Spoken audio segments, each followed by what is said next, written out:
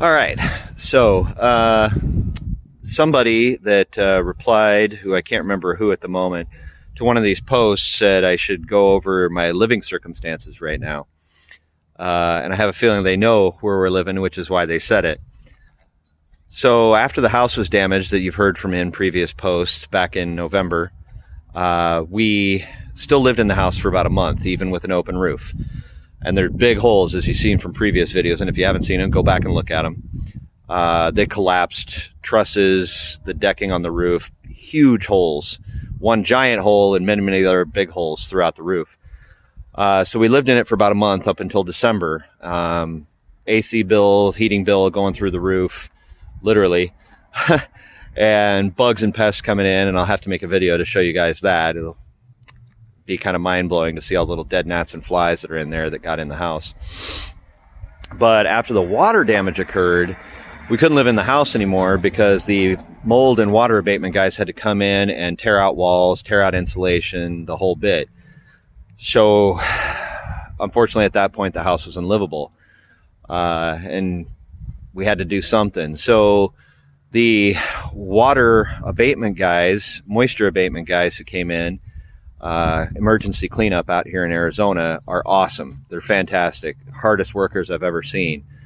And that's kind of something coming from me. I work in kitchens and I've seen a lot of hard workers, but they came out and Neil, the owner of the company, worked a miracle for us. He found us a trailer that we could live in so we could stay on the property and hook up to our own utilities, which is great because we have animals here and we couldn't really live off property. Now, for those of you that don't know this, if something were to happen to your house that happened to, like what happened to us, your homeowner's insurance would pay for you to be put up in a hotel for however long it took. Which means if you have animals, you're going to have to drive back to your house to take care of them if you can. For us, that was not an option. We have dogs, a huge desert tortoise, a sulcata, very big, can't be moved. I have aquariums, so we were at a loss as to what to do. Well, Neil pulled this rabbit out of his hat and brought out this 25-foot trailer for us to live in. Now, that was good for a little while, but for those of you that don't know me, and for those of you that do, I'm 6'7" and I'm 255 pounds. Big dude like me in a 25-foot trailer with my wife and my child, it's not going to last long, and it didn't. But we are very happy with Neil and his company pulling that rabbit out of their hat so we could stay. So then my insurance company worked an even better piece of magic. I did a little research and I found a lady out here in Arizona who rents big fifth wheel travel trailers, which is, holy cow, fantastic. Talked to her for a bit.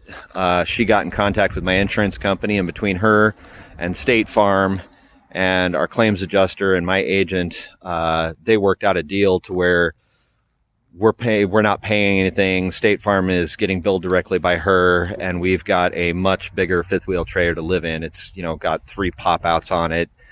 It's huge. It's 42 feet long, got all the nice amenities, 2 bathrooms in it, believe it or not. It's kind of crazy. I can actually fold down the back end, which is right behind me here, and have a patio deck if I want.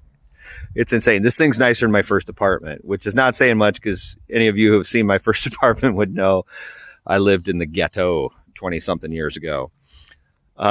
So we are living in this on the side of our house. Now, got to remember, my house was 2,600 square feet. So even as nice as this trailer is, and as thankful as I am to have a nice, warm, dry place to live in with my family at the moment, it's still small compared to what we had, and it's still not my house.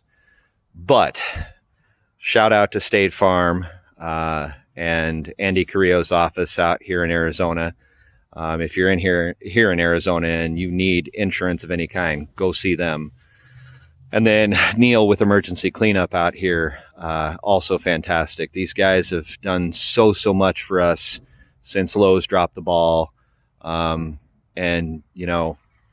we waited 5 weeks for Lowe's to take care of it, and then rain hit, and then we just said, well, you're obviously not going to do anything. So these guys stepped in and have picked up the slack and are doing the best they can with what they've been dealt.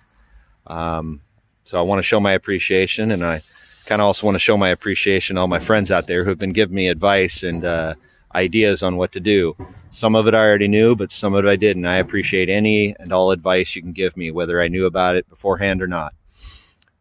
So again, hopefully I'll get you more updates as things progress, and soon we'll have videos of work getting done to repair this mess. But again, thanks Lowe's for nothing whatsoever.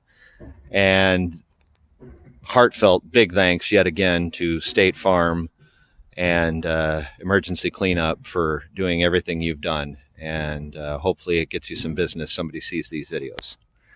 Have a good one, guys.